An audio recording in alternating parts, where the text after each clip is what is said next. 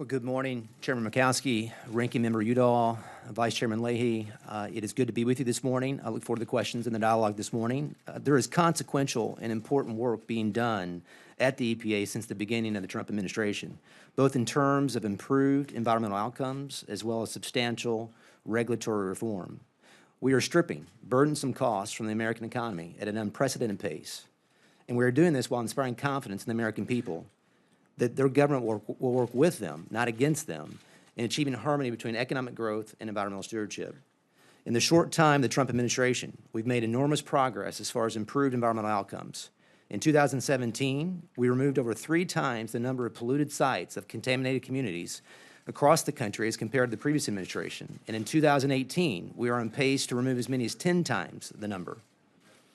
With regard to states, we are working with them to improve air quality through the approval and the review of 350 state environmental plans. And with regard to water, we are leading a multi-agency approach to eradicate lead from our drinking water within 10 years, largely through the utilization of a tool that you provided, WIFIA. It is my goal to prioritize applications through the WIFIA process to hopefully see as much as $4 billion a year going to replacement of lead service lines across the country. The President has set a very ambitious agenda with respect to the EPA under his administration, and we are achieving those objectives.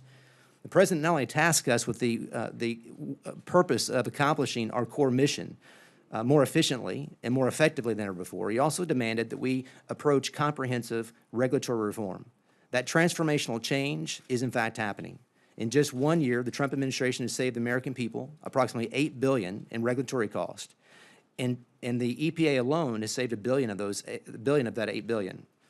These actions are providing America's job creators with the regulatory clarity they deserve. By repealing and replacing the so-called Clean Power Plan, we are ending a one-size-fits-all regulation of energy providers and restoring rule of law. And by rescinding and rewriting the 2015 Waters of the United States rule, we are ending Washington's power grab over land use decisions across the country. It is indisputable that we have made enormous progress in advancing the President's reform agenda, while also at the same time achieving better outcomes for the environment, pruning back decades of regulatory overreach that was unnecessary, burdensome, and ultimately harmful to the hardworking Americans across the country. The important work continues. The Chairman mentioned my appearance just in the last 3 or so weeks before the House Committee. And just in the last 3 weeks, we've done the following. We've issued a proposed rule to strengthen the science used in regulations issued by the EPA. The rule will ensure that the regulatory science underlying agency action is fully transparent and that underlying scientific information is publicly available in a manner sufficient to independently validate the science. We have created a new Office of Continuous Improvement within EPA to implement the Lean Management System, otherwise known as ELMS at the agency. ELMS and the Office of Continuous Improvement will enable the agency for the first time to track important agency actions to ensure we respond and resolve the challenge quickly and thoroughly. Prior to this administration, the EPA was not systematically or regularly tracking key actions such as permitting, meeting legal deadlines, or correcting environmental violations. With ELMS and this new office, all parts of the EPA will set ambitious and achievable targets for their work, measure those results, and improve the processes to bridge the gap between targets and results. We afforded to OMB recently a proposed rule prohibiting consumer and commercial paint stripping uses for methylene chloride, following through on EPA's January 2017 proposal that methylene chloride be banned from products. That happened recently.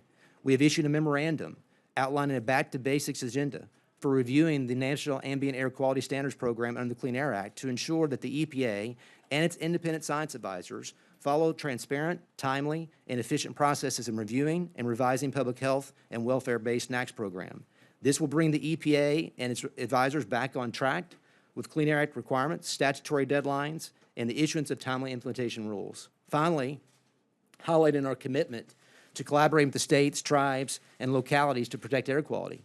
We've taken the next step in the Clean Air Act process to implement the National Air Quality Standards for ozone from 2015. After designating most of the United States as meeting the standards in November of 17, the agency has now completed nearly all remaining area designations, and we have good news. We now have 10% more counties meeting ozone quality across the country than we did before.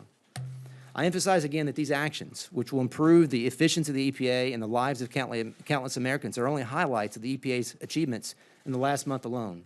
President Trump has set a clear and very ambitious agenda for the EPA, and we are focused on getting those results for the American people. And make no mistake, we will achieve those results and serve the American people effectively with our agenda.